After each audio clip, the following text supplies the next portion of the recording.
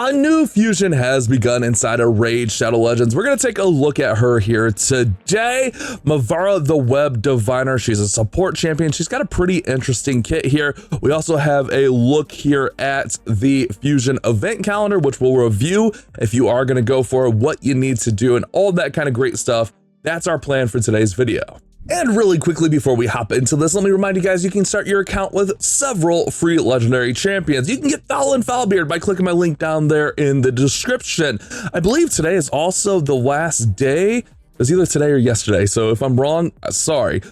To get Ezio, the last day to start the Ezio chase, you log in for 7 days and then you get him. And then you can also use the promo code over here. You can use Raid 7, which I think is great for beginner accounts, or you could use Desert Queen, another one that I love for beginner accounts. Raid 7 is going to be the last fusion Pelops, who has an amazing shield, which I'm using him on my free-to-play account, and it's great. Desert Queen is Tawana Rock. She's a great support champion.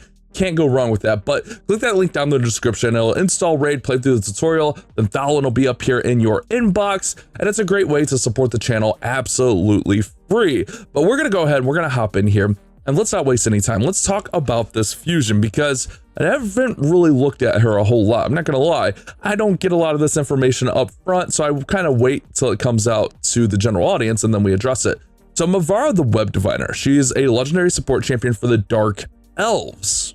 And what I find really interesting about this one is we just had a fusion for Nildua the Gloaming, who's a legendary support champion for the Dark Elves. She's got the revive in there. Obviously, she pairs up well with Solinar. She's got shielding, but our kits are a little bit different, but they are both support champions with a revive, which I felt like Dark Elves were missing for a while.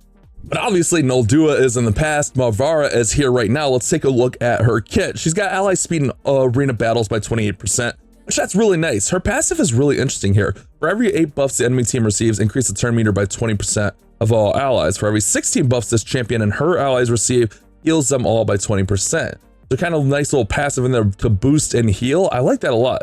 On the A1, she places a fervor, which allows you to deal damage, more damage, 10% more, I believe, and take less damage. For every 2 turns on a random ally, except for this champion, if the randomly selected ally is already under fervor, place it on another one instead.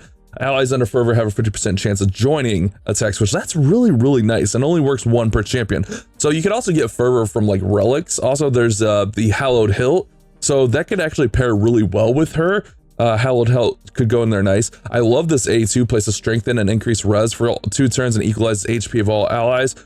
There's not a lot of increased res champions, so getting strengthen and increased res, I mean, that immediately screams to me like Hydra, Chimera, really Chimera, like can be really a pain. Hydra too, with the Head of Mischief, like stealing your buffs. That's a really nice buff that we don't have a lot of in game, so I love that. Then she's also got revives an ally with 50% HP and 50% turn beater. So one ally, not the AoE like Nildua has, but places a perfect veil on all allies except for her for 2 turns, and unkillable on her for 2 turns. They'll be placed even if no allies are revived. So she could place that veil and unkillable. So should you get her, it's a tough spot, right? It depends where your account is.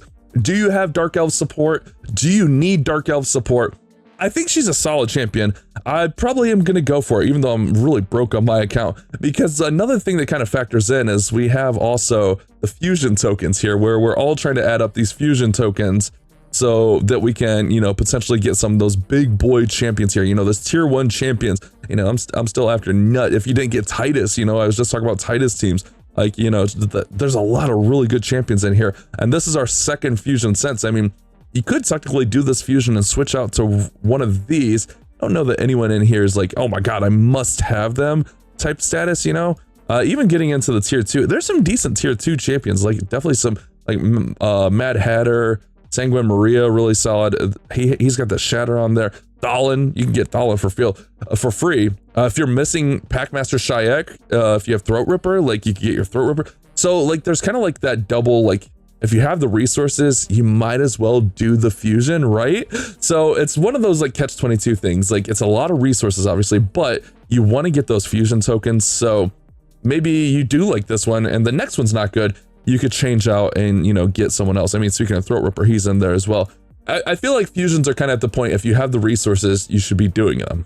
Now, as far as our fusion calendar, This one's a little bit of a tough one, so we got to get 4 of these epics right here. There's really not a lot of wiggle room. We do have 50 extra fragments, but that comes from the champion chase. Sorry, I lost my mouse cursor there. But that comes from the champion chase, where I'm assuming you're going to have to win your group, and if you're not wailing out, that is tough to do. So realistically, you're probably going to have to do like all of these events. Now, what's nice is we are already starting, and we do start with Fire Knight with Gear Hunters, which is a really good combination, but what I don't like is Gear Hunters takes a lot of resources. I wish they would have moved this one day over, so we at least could stack them. I get it that that's intentional, but like, let me stack the Ice Golem with the Fire Knight so I can finish the Gear Hunters. It's just such a waste of resources having to do that Gear Hunters with just one dungeon tournament. Then we also have the champion training, which, I mean, those are pretty solid. Classic arena is very easy. Gear enhancement, if you want to build someone, go build them. We do have summon rush coming on Friday, which that's going to be shard based. So remember, you'll have to pull a specific amount of shards to get the numbers that you need. Then we'll have our second gear enhancement, so make sure you have that silver. And then we get into more dungeon tournaments here. We have the dragon tournament, which is actually going to pair up. Actually, no, I lied. Man, what? Man, they're doing us dirty. The dragon tournament does not pair up with the Gear Hunters 2. We'll just have Spider. Man, like, do me a favor, bro. Come on, PLARIUM. Don't be so greedy. Like, just scoot this over once. Like, I'm already doing the fusion. It's already going to take so many of my resources. Like, help me out just a little bit. I guess that's the way it goes. Like, we kind of know what we're getting into with gacha games. I mean, this fusion feels painful. I'm not going to lie.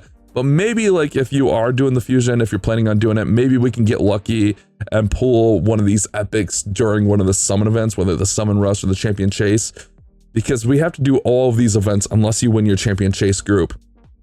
It's a tough one, man. It's a tough one. And I feel like they kind of know that that pressure's on with those fusion tokens. So I feel like they can kind of like lean into that and like really make us feel that pressure, unfortunately.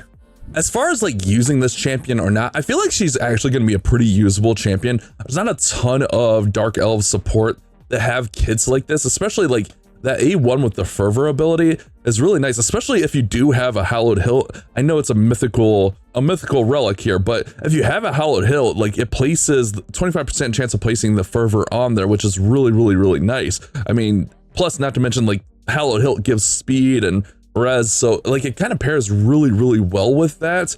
And I think just the kit in general, being able to place the veil and the unkillable without having to revive is nice. And then like this, the passive's really, really solid. Love this A2. I think the A2 makes her really good for a lot of dungeon content, excuse me. Yeah, but a lot of dungeon content, I think that A2 helps out a ton with. As far as like the sentiment here, like on like Hell Hades, I mean, they have her rated at a 4.5, which I tend to agree with that. I think she's got a lot of potential in here. No like exact area where she's gonna stand out and just be like super OP, but she kind of fills those roles, right? Like in a lot of those PvE areas, she's gonna fill those roles with that support that we need. And I think even in the faction wars, she's gonna help fill that role too. Especially if you missed out on Noldua, I feel like this kind of gives you like a second chance at a really strong Dark Elves support champion. So yeah, let me know down there in the comment section. Are you guys going to be going for this fusion? Obviously, it has begun today. We have the events going on. I'm going to start on my Fire Knight. I'm very upset that they kind of did us dirty with the Gear Hunters. Like, bro, come on. Like, let us stack a couple of them here. Like, we don't have to be that greedy, right? Ugh, it's rough. I mean, it is what it is. We know what we're getting into with these things, but hopefully you guys did enjoy the video. Let me know your guys' thoughts on her down there in the comment section. I'll see you guys on the next one.